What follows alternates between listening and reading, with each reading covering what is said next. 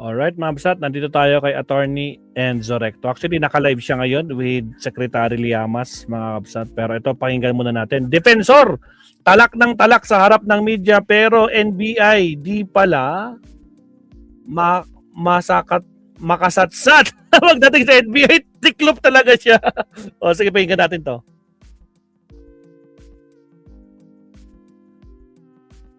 Lakihan natin. Kahit saan, kumpleto. Again, sa mga bagong pasok, syempre sa mga team replay natin dyan, shout out sa inyo lahat. Huwag kalimutan mag-like and subscribe. Alright, here we go. Sa mga naiwang 74 live viewers, shout out sa inyo, mga Absat.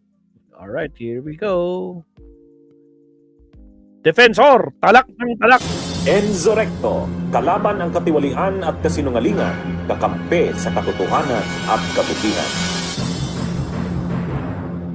Puro Nakita ko kasi sa social media na nag-iingay doon si Attorney Topacio sa NBI, pati na si Attorney Baligod. Ano po? I was wondering, anong naging ending nun, Attorney Melvin? Natuloy ba ang pagkuha ng affidavit? Nagulat po ba kayo, Alvin, na nag-iingay sila o kami naman na kayo na maingay po sila?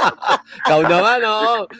Hindi, seryoso. Anong naging ending nun? Natuloy ba o hindi natuloy? Well, kung pansinin niyo po yung statement nilang dalawa after nung patawag namin sila, magkaiba eh.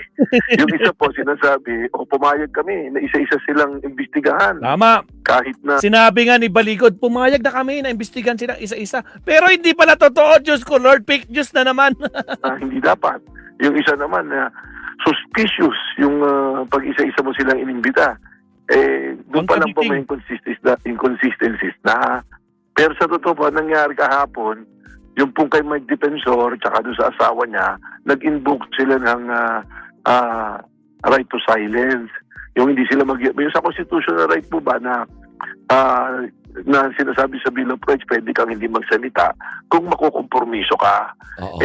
Okay lang naman po yun kahit na ito women fact-finding pa lang, hindi naman po sila iniisip na sila ay may ginawang krimen eh. Kaya nakakagulat na nag-i-invoke po ng ganon. So, pinatawag nila para sana makapag-dialogue o magsalita sa amin. Dumating naman po ron at nagpa-interview. So, hindi po na-interview ng NBI, na-interview ng media si Mike Defensor at si Atty. Topacio. Ano po? So, ibig sabihin, ibig sabihin, Attorney, sige po, tuloy nyo, kay Baligod. Yun naman po kay Atty. Baligod, nung ginigit na hindi pwedeng imbestigahan na isa-isa yung 18, tapos nung nangyari, hindi raw sila handa dahil ang handa lang sila ay ipaalam yung kanilang personal circumstances na sila ay mga Marines, dito nakatira, may asawa, yung edad, ganun lang po. Malinaw naman po yung subpoena namin, nakalagay naman po dun investigation based on the joint affidavit na ginawa nila noong February 23 na isinumiti po sa Office of the Ombudsman. Apo. So ganun po yung nangyari dyan. Pero nung paglabas po nila pare-parehas doon sa investigation, ayun na po yung mga statement. Mas gusto po yata magpa-imbestiga sa media, press con, kaysa magkaroon ng palutasan yung kanilang inireklamo, yung sinasabi nila. Kasi let me set the record straight, iimbestigan din po namin yung mga taong binabanggit nila provided na yung kanilang sinasabi ay mapapatunayan natin na may sustansya at tatayo sa anumang korte po. Kumbaga, yun ang sequence. Kailangan, tama muna yung sinasabi mo bago natin imbestigahan yung inaakusahan mo. Kumbaga form and substance. Oo. Tama naman. Di ba gano'n naman po talaga? Halimbawa po, Sir Alvin, Ma'am Doris, meron kayong reklamo, may isang tao kayong nirereklamo, ano po? Nagpunta kayo sa investigador, sa pulisya. Sinabi nyo, itong taong to may ginawang mali sa amin. May ganito, ganyan. Kaagad nyo po bang tatawagin yung tao o aalamin nyo muna ang sustansya at mga ebidensyang ilalatag nila bago mo tawagin yung taong sinasabi po? Hindi po ba? Ganun po yung sistema natin, imbestigahan natin, baka totoo, tama. Kasi po, pag tinawag natin yung tao na yun, dun mo siya ibabangga. Basic naman po yan sa batas, sa rule na kailangan imbestigahan mo, alamin mo kung ano yung nirereklamo at tawagin mo yung nirereklamo at pag napatunayan mo kung sino sa nila nagsasabi ng to, dadalhin natin sa korte yan, may recommendation po tayo O sabihin na po natin dito, nag-aakusa sila ng mga diniliver na mali-maleta. Naririnig ko po sa social media, ang akusasyon ni Mike Defensor, magnanakaw yan, magnanakaw. Tingnan nyo po, Mag-sorry kayo, ni isang reklamo ba, may ipinay po ba si Mike Defensor doon sa mga tao sinasabi niya magnanakaw sa gobyerno? Oh. So ang Ako eh. Wala. ang ibig ba sabihin nito, Attorney Melvin, is wala kayong na fact-finding kahapon kasi wala, nagkagulo na, nagsagutan na eh. Wala, hindi na natuloy yung fact-finding. Oo. Wala po, hindi pa, pero nangako naman po. Fairness kay Atty. Balicod, nangako na sila ibabalik. Out of 18, 16 yung dumating, wala naman po nagsasalita sa 16. Kahit nga po sa media interview Hindi niyo po ba napapansin? Ang nagsasalita si Mike Defensor, si Atty. Balicod, at si Atty. Topacio. Hindi po ba? Paano naman po natin iimbestigahan yan? Paano po magagawa ng NBI yung kanilang duty kung hindi po nakikipagtulungan yung mga tao nagre-reklamo? Ang gusto po nila, kung ano yung isinubo nilang reklamo, yun na, tawagin nyo na yan. Merong mga picture na mali-maleta. Hindi po ganun ng rules of evidence. Picture, nagpakita ka, asan ang original? Sino ang kumuha ng litrato? Kailan mo ito kinuha? Hindi po pwede na ganun. Yun po yung nakakalungkot Tapos isasalang nila sa media, sa social media, para kumuha ng opinion. Kaya naman po kami sa NBI, tinitingnan din namin yung angulo. Bakit nila ginagawa to? Ano bang timing? Ano bang mga events na nangyayari sa paglabas nila? Kaya po nababanggit namin na sino ba mga nag-recruit dito? Bakit ba may ganitong pangyayari? Sapagkat mas dumadami po ang nagiging katanungan kaysa sa kasagutan. Okay. Red Ribbon raises the bar on chocolate cakes. From bar to bake to cake. Starts at $1.99. Parang habang nagtatanong, nanganganak ng marami pang katanungan. At saka tanong mo, ano ang motibo? What Yun is na nga. the motive behind? Bakit bigla? Bakit may ganyan? Oo. Yun na nga po yung gusto namin tingnan. Kasi tingnan niyo po, nire-relate natin si Mike Defensor, kaya natin pinatawag. Siya rin ang naglabas kay Gutesa. Pagkatapos po magsalita doon sa investigasyon doon sa Senado, nawala si Gutesa. Ngayon po, ito ngayon, ayaw nilang payagang imbestigahan isa-isa. Tanungin, alam po ninyo, nasa rules of court naman yan, tsaka sa Constitution na yung mga testigo na lumalabas, pwedeng tanungin isa-isa kung marami sila. Bakit po? Unang-una, to prevent influence or collusion. Baka mo po mamaya, magkakaroon lang ng collusion. Tapos tingnan ang consistency po ng kanilang sinasabi. Pangatlo is protect the witness integrity. Na kung baka mamaya, 18 sila, yung isa pala ron, iba yung istorya niya, hindi pala yung recollection niya, hindi pwede silang paghiwalay. Tapos, yung maobserbahan natin isa-isa, yung kung ano yung kaliwanagan ng sinasabi po nila. Opo. Yun po dapat nasa rules naman po yan, nasa rules of evidence po yan. Kaya ako nagtataka yun sa pronouncement ni Atty. Topacio, napakagaling na abogado. Ang salita niya duda, suspicious. Binibigyan nyo na po agad ng kulay yung mandatong ginagawa ng isang ahensya. Attorney, Yun po yung masasabi. Attorney, bakit daw po ganun na kayo magfa-fact-finding? Oh. Yung ombudsman may fact-finding din. Bakit dala-dalawa na yung Sabay. magfa-fact-finding? Oo. Well, baka nakalimutan po nila, Article 13 ng Constitution, yung ombudsman po, anong sinasabi po doon? The ombudsman can deputize any agency to aid them in their investigation. Pwede po ang NBI, pwede po ang PNP, pwede po ang DOJ, pwede po ang COA. So wala pong mali doon. Kaya nga po, ang ombudsman, kung ang aspeto ng corruption, pwede po sa nila, pero dinala yan sa NBI. Kaya po kami, we have given the white latitude to look into other angle po, yung ibang Okay. angulo na lumalabas. So pwedeng sabay-sabay, pwedeng simultaneous, at hindi po magsasapawan yan. Ano po? Hindi po dahil complementing po yan. Tsaka nasa Okay. batas po. Tama. Dahil nandun din po Talaga yun yung sa dalawang yan. Republic Act creating the Office of the Ombudsman. Na Oo. pwede po sila mag-delegate ng kanilang powers to aid them in the investigation. Opo. So walang redundancy kumbaga. Yun, Okay lang yun oo. na merong Wala po. ombudsman, meron ding NBI.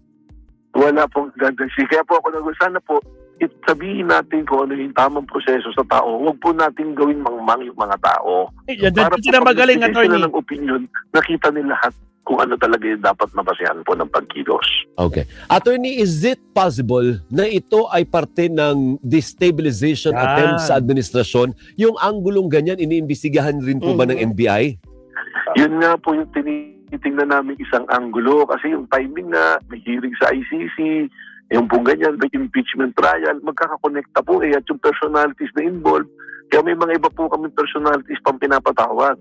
Yan pong anggulong yun, hindi naman pwedeng imbestigahan ng ombudsman, kaya po ibinigay sa NBI. Kaya po ibinigay sa NBI yan. Yung sinasabing general na nag-recruit sa mga ito, ba't hindi yan pinapangalanan? At yan ba iniimbestigahan din? May ipapatawag din po namin yan. Kailangan Ipapatawag po, meron din. lang po kaming isang iniintay na personality na aming pinatawag. Kasi po, bago naman po kami pagpatawag, sinisigurado namin na meron talagang kinalaman sa aming investigasyon yung taong ipinapatawag namin. Opo. Gaya po ng asawa ni Congressman Mike Defensor. Bakit po pinatawag pa? Harassment daw. Siya po naglagay sa sarili niya para may patawag. Bakit po? Nung binalidate namin yung sasakyang ginamit Yung sasakyan nila. Diyos ko, Lord. allegedly Marines, nakarehistro po sa pangalan ng asawa niya yung sasakyan. Pangalan ni asawa ni Bigyan Mike. namin ng kalinawan kung bakit may mga tao na naglalabasan po na gano'n. Kagaya po ni nabanggit po nung isang iniimbestigahan namin, yung presence at saka nandun naman po as witness ng affidavit si Pastor Efren Tendero. Pinapatawag din po namin. O so ito po general, kaya hindi ko pa pinapangalanan at pinapatawag, meron pa po kaming personalities at mga leads na tinitingnan kung kinakailangan po siyang tawagin. Attorney, yung general, retired itong general na ito, di ba? Retired general. Kukoy na ito. General po, Up, class yun. 1975 po ng PMA po. Hindi, anong sangay siya ng AFP ba yan? O, Army po. ha? Philippine Army. Navy? Philippine Army po. Philippine Army. Oo, pero retired na. Retired na po. Okay, anong Retired papel na po. niya sa in the scheme of things? Anong role niya? Anong papel Ang niya? malinaw pa lang po na role niya at lumutang ay siya ang nag-recruit dun sa 103 para maging security personnel sa grupo po ni Saldico. Kaya ako po sinasabing grupo ni Saldico, hindi po yung 103 nag-security lahat kay Saldico. Kagaya po no sa 18 pa lang, doon pa lang po sa 18, kasamang Alvin, ano po, yung 8 doon, confirm, nung testigo na dumating nung Friday, na yung 8, naka-assign sa kanya. Oh. Hindi kay Saldico naka-assign. Okay. So may papel po ito. Ibig sabihin yung dating general, tao ni Zaldico. Tao ni Saldico po. Ayun. Direktamente. Oo, so ipapatawag din yan. Ang ganda nga po nitong pag-uusap natin at lahat naman ng pag-uusap at tinayo, consistent naman po yung sinasabi namin eh. Opo. Yung procedure namin eh.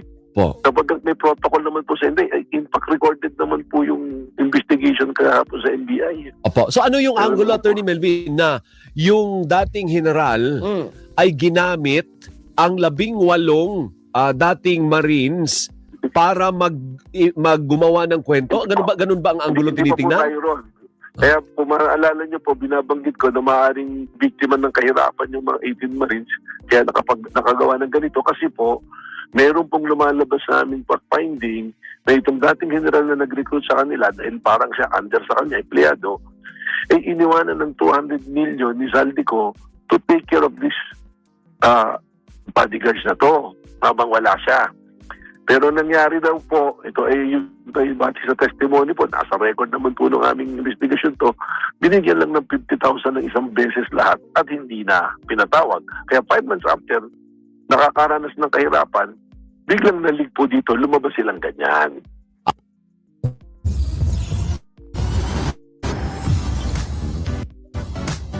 Again, sa mga bagong pasok, huwag kalimutan mag-like and subscribe. Yung angulo niyan.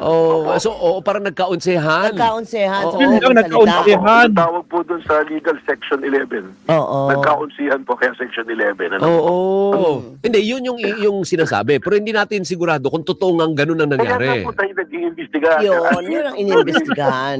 Kasama po sa iniimbestigahan natin. Oo. Kasama nga natin Kung yan, nakikinig pinagkano kasi. yan. Again, I will say it again. Kung mapatunayan po na isa man doon sa akusasyon nila sa mga personalidad na binanggit ay may katotohanan, hindi po kami magdadalawang isip na ipatawag, imbestigahan at kung kailangan kasuhan po natin. Ayun. Okay. Ay, pero itong si former Congressman Mike Defensor, iniimbestigahan nyo rin for destabilization attempts against the admin? Sa inyo na po nang kasi tingnan niyo po, nung una sinasabi niya wala siyang kinalaman. But lately, inamin niya, siya ang nag-organize ng press conference. At alam naman na po namin yun kasi ang presidente nung Club Pilipino nagsabi na rin sa amin ng statement eh. Meron pa nga po kaming personality ipapatawag dyan, hindi pa lang namin ipinapatawag din. Kasi kami naman po sa NBI, siyempre, we have a strategy. We are given wide latitude to do it, to see the truth, to seek for the truth. Sana, makipag-cooperate sila. May subpoena power po kami. Kung pinatawag namin sila, they're obligated to come and give their testimony para po makatulong. Kung gusto po talaga nila ng kaliwanagan, gusto nilang habulin yung mga taong sinasabing may kiling ginawa, mag-cooperate po sila. Tapusin po natin na ma-issue ebidensya. Sa 17, babalik yung mga allegedly Marines. Mag-issue po sila ng individual statement. Kung ano yung participation at ituro kung sino yung nakaharap nila sinasabing politiko o tao man na tumanggap sa nila ng pera po. Pansinin nyo lang po yung mga litrato unang-una. Naming litrato. Wala man maipakitang litrato doon ha. At mag-claim kung sino yung kumuha ng litrato na nakasama talaga nagbibigay ng pera. Ni wala nga picture kung may pera nga yung mga maletang yun eh. Ano yun? Pictorial? Diba? Salamat. Nako po. Itong talagang si defensor, talak ng talak. Pero kapag nasa NBI, natatameme, mga kakabsat. Diyos ko Lord. Nako po. Oh, speaking of doon sa onsehan, Mabsat, no? Parang nakita ko yun kay Sir Bad. Dali ka. Mag-countdown muna tayo, Mabsat. Para ikat natin dito.